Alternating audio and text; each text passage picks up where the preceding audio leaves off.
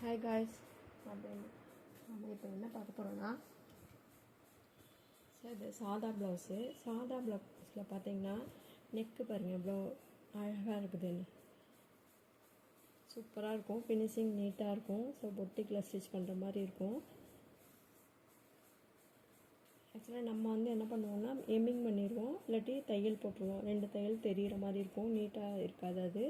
So இது பார்த்திங்கன்னா ரொம்ப அழகாக நீட்டாக இருக்கும், ஃபிட்டாக அப்படியே நெக்கும். ஸோ அந்த நெக்கு நம்ம இப்போ எப்படி கட் பண்ணுறதுன்னு பார்க்குறேன். இப்போ நம்ம அதே மாதிரி ப்ளவுஸ் பேக் கட் பண்ணியிருக்கோம்ல, பேக் கட் பண்ணியிருக்கிறத நம்ம அப்படியே போடணும். இங்கே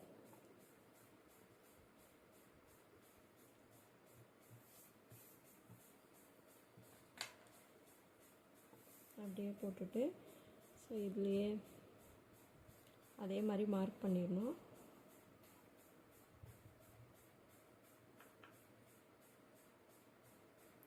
நெக்காலவே வச்சு கரெக்டாக மார்க் பண்ணிவிட்டு இந்த பக்கம் 1 இன்ச்சு,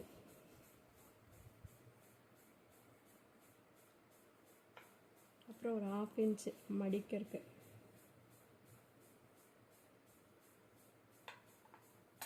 வச்சுட்டு அதை அப்படியே நீங்கள் கட் பண்ணிடுங்க.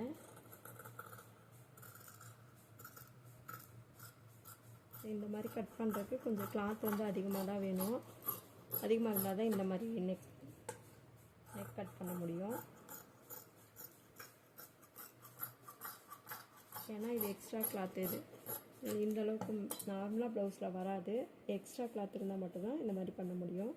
ஸோ இது இவ்வளோ தான். இதை நம்ம ப்ளவுஸில் வச்சு ஸ்டிச் பண்ணணும். நான் ப்ளவுஸில் ஸ்டிச் பண்ணுற போது அந்த வீடியோவும் உங்களுக்கு காமிக்கிறேன்.